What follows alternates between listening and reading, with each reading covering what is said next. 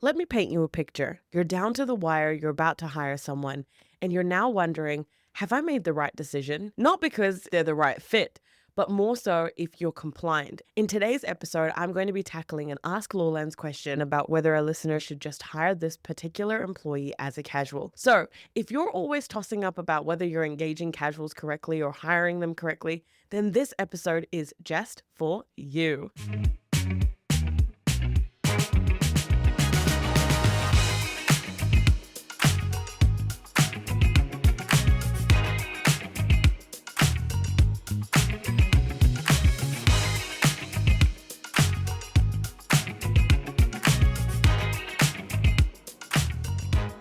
Hi everyone, welcome back to Law Lenz. My name is Sanam and thank you so much for tuning in to the Employment Law Done Right podcast. How is everyone doing? Are you keeping warm? Are you doing okay? I hope everyone from the tippy top of North Island all the way down to the bottom of South Island are staying warm and you are all doing okay. And if you were in the Manawatu region, then you would have had quite a bit of rain over the last couple of days and during the weekend. But hopefully, as you're working through the woes of the week and any rain and things like that, this will help you take your mind off of that.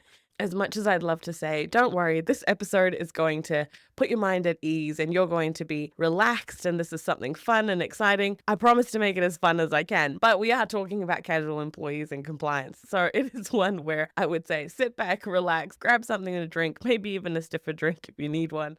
Today, we're going to be talking about a question that came in from somebody that listens to the podcast, and also I actually ducked into their cafe and they said, can I just hire this person as a casual? It sounds simple, right? But with most things, when it comes to employment law, we know that it is complicated and we know that there's always twists and turns. So today I wanted to really unpack that. I've always wanted to do a casual employee episode, and I thought, why not tie it up into something like this, especially now that I've received this question from someone. Before we crack down and have a look at it, have you seen the Compliance Through the Chaos newsletter? If you've been getting it straight into your inboxes, I hope you've been enjoying some top tips and some legal insights. If you haven't subscribed to the newsletter, then please jump into the description and show notes and subscribe. If you have any suggestions, any feedback, anything, always available to hear your thoughts, your opinions, your ideas, your perspectives. So feel free to reach out about that. But regardless, I see the numbers of the podcast followers going up. So thank you so much to everybody that is following, that subscribes, and that tunes in all the time to these episodes, listens to my screechy voice. I really appreciate it. And just for that, you know what time it is. It's time for Laughs with Law Lenz, where I give you a dry joke in these episodes.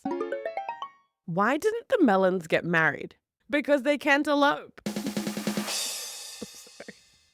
That was really good. Okay.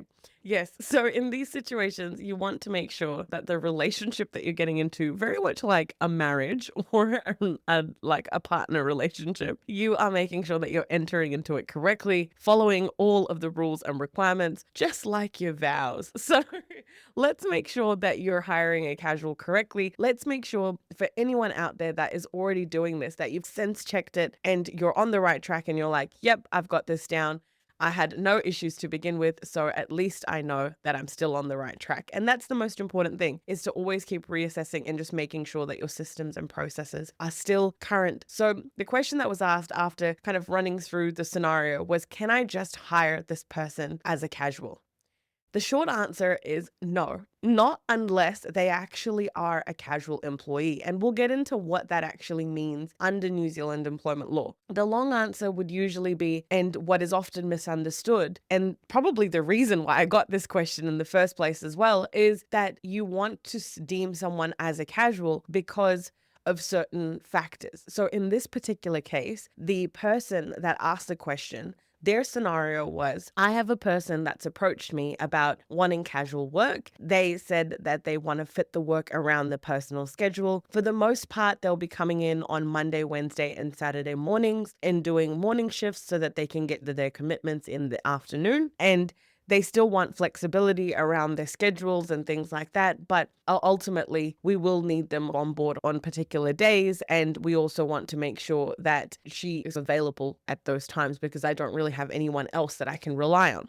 Peeling back all of that, as people that might have hired casuals in the past, you're probably starting to think that, oh, this is not sounding entirely like a casual. Now, when we look at what an actual casual employee is, there is actually no clear definition that we have in legislation. With the New Zealand landscape, we just have to go off of what case law says. And what we know based on case law and the precedent that's been set time and time again is that a genuine casual employee, in accordance with the law, usually works as and when is needed. They can say no to shifts, so they can absolutely say no and walk away. There won't be any penalties associated with that. So no docking of pay or anything like that. It would just be that they declined a shift, and there should be no expectation of ongoing work. So no understanding from them at all or from yourself. There should be no perception that, hey, it's Saturday, I should be coming into work today, because that's what a normal permanent employee would think, right? Is that, oh, I've got to get up for work tomorrow, and you would expect them to come in on a Saturday. The rule of thumb I always say is that if your casual randomly shows up in the workplace and you never called them in and they said, but I thought I was meant to be here and I thought I was meant to work this Thursday, then you've got a slight problem on your hands, because they are assuming that there is an expectation of work there. There is also no guaranteed hours. That doesn't mean 0-hour contracts or anything like that. It means that you do not need to have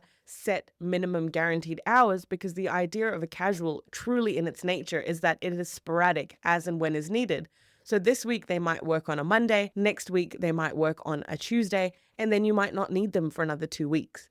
It can be fluctuating back and forth. There could be variable hours. And because of that, it's a bit tricky to pinpoint exact minimum guaranteed hours. And a lot of times, the nature of casual work is that they're engaged for extremely short periods of time. And usually it can be for a specific reason. So to cover somebody that might be on sick leave that particular day, you might need somebody to quickly come in. Or you might have a busy period during that day, or you know that that Friday is going to pick up because the week has been looking quite busy. So you need an extra pair of hands on that particular day. So it's not necessarily about the hours that they work or anything like that, but it's about how they work, the intention, the relationship, peeling back the layers and actually looking beyond the employment agreement that you give them. There's one particular myth that I really wanted to just bust here, and that is the common myth that employees who work extremely low number of hours, so let's say less than 10 hours or less than 5 hours or something, that they must be casual. And that's not necessarily the case, because from the criteria that I just mentioned earlier, where we were talking about what is a casual employee according to all those cases, we know that generally if a person is a casual and they need to work, let's say 2 hours on a Wednesday, 2 hours on a Thursday, that doesn't mean that they are a casual employee just because they only work 2 hours. It actually can mean that they're permanent if they're working every Wednesday, every Thursday, even if it's 2 hours a week.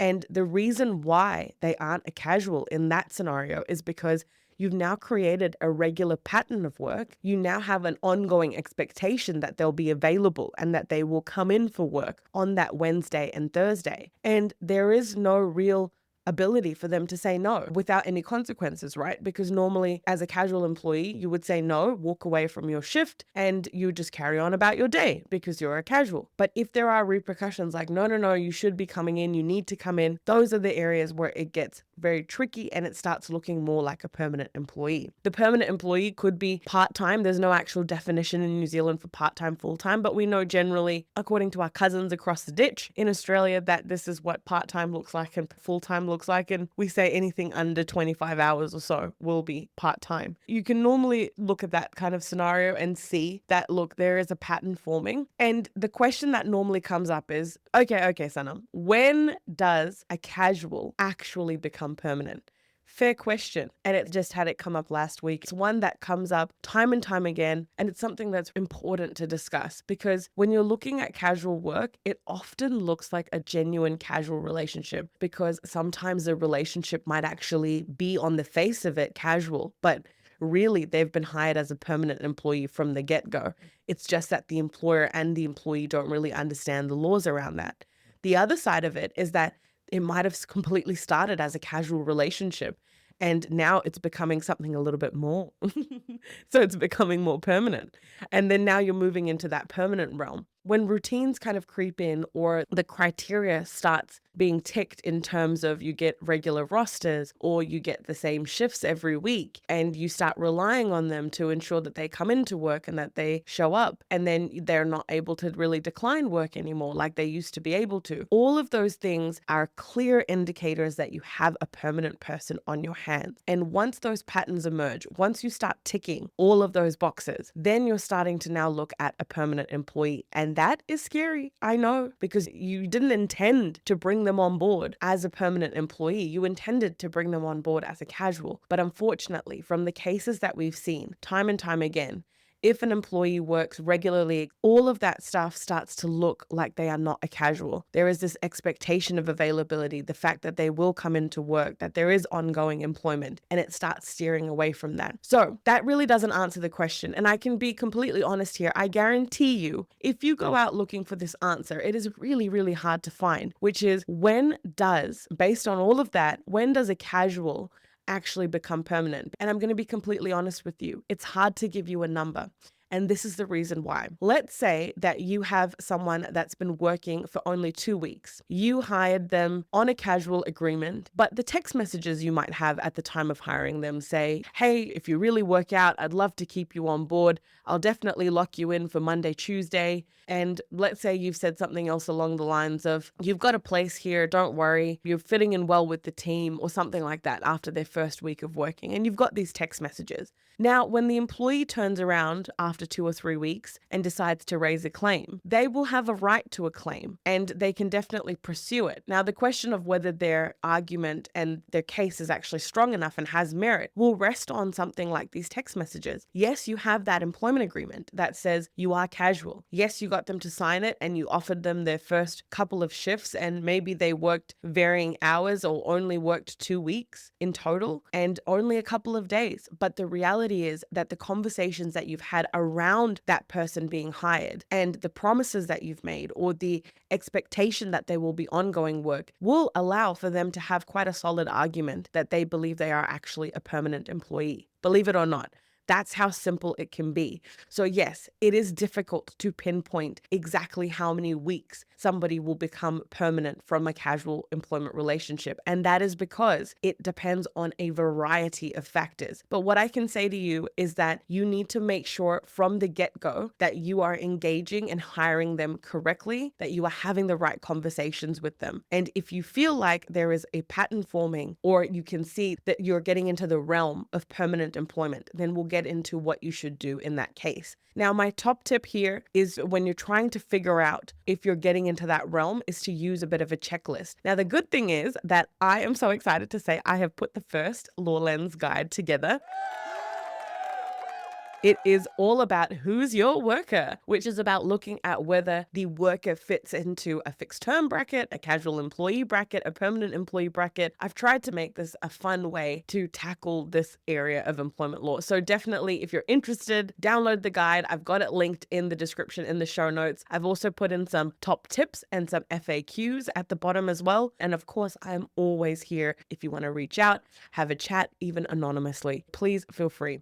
Getting back into it, we're going to look at some top tips or some useful questions that you need to ask as part of a checklist. And like I said, these things are represented in the guide as well. But here is a general gist of kind of the questions that you would need to ask. Is the engagement for a short period or a temporary need? Is there no regular pattern of work? Is there no expectation of ongoing work? Can the employee freely say no to shifts? If you're answering no to all of those, then you've probably got a permanent employee on your hands and not a casual, believe it or not. In this scenario that we've got, this employee, yes, she does have personal commitments and she is asking to be put into a casual relationship. And this is something that comes up quite often from an employer, is that they say, hey, this employee actually wants to be made into a casual. Can I just do that? Unfortunately, a case will never say that the employee is the one that is severely at fault here because they also 100% wanted to enter into the relationship. So it's really important to understand that just because the worker or the employee is suggesting that it's a casual relationship doesn't mean you go along with that, because that won't provide you much protection under the law. Instead, it's important, like in this scenario, if you want a degree of flexibility, okay, you want to come in on set days during the week. Well, when you're looking at that, we can still give a degree of flexibility, but there has to be set days that the employee comes in. And that means that they are permanent because there will be a pattern of work. Every week they will be coming in at the same particular times on the same days. So that pattern will exist. So the casual employment just won't work with this particular person's question. And that's where I would say that, look, if you still want flexibility, there are ways that you can still do it. Your minimum guaranteed hours, for example, that can be the bare minimum that you can provide to the employee and that the employee will do for you. And if anything fluctuates from there, it can get a bit tricky, but you can average out hours and things like that. So that is one option. I wouldn't always recommend it because it can get complicated with rotating rosters and things like that, but there is that option there. The other side of it, which is to do with the degree of flexibility that they're probably looking for, is to be able to say no to certain shifts or not to come in on particular days. An employer doesn't need to meet certain minimum guaranteed hours if an employee says that they are unable to work on a particular day. The employer is not obligated to move their shift to another day. So if the employee turns around and they say, look, I actually can't come in today, I'd like to be on unpaid leave, or I'd like to take annual leave, then that is the degree of flexibility that you can get in the employment relationship. I know it's not ideal. In terms of an employer's responsibilities, your employment agreements need to reflect the reality of the situation. So yes, you have a casual employment agreement, but outside of that, it is about the intention. It is about the discussion, and it is also about the facts surrounding the engagement and what happens in the employment relationship.